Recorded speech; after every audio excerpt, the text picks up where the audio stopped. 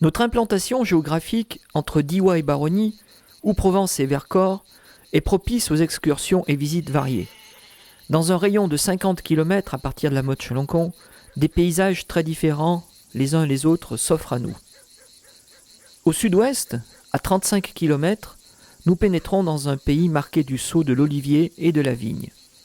À Nyons, vous aurez la possibilité de visiter la scourtinerie et son atelier de tissage, les vieux moulins et la savonnerie, ou encore le musée de l'olivier, où il sera expliqué pédagogiquement la culture et la transformation de l'olive.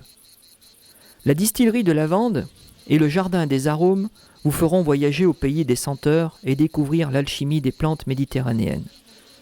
C'est dans un délicieux bouquet aromatique de lavande, de thym, de mélisse, de cyprès et de chêne vert que les enfants pourront déambuler sans nul autre plaisir que la découverte de senteurs étonnantes.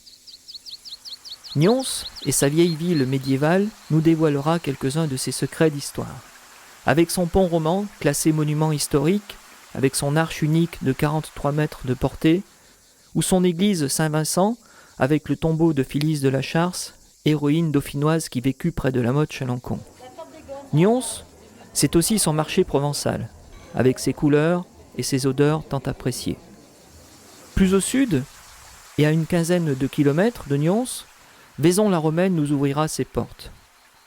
Vaison-la-Romaine est une véritable ville d'art au patrimoine historique extraordinaire, témoin de l'ère antique à l'époque moderne.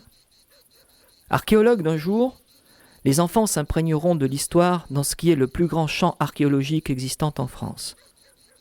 Avec l'aide d'un guide de pays, nous pourrons découvrir chacun des sites et vestiges gallo-romains.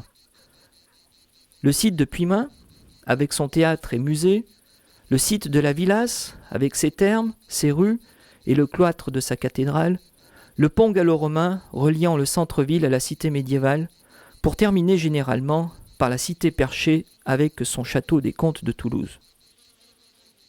Partons maintenant dans la direction du nord-est. À 45 km de la Motte-Chalancon, nous arrivons à Die.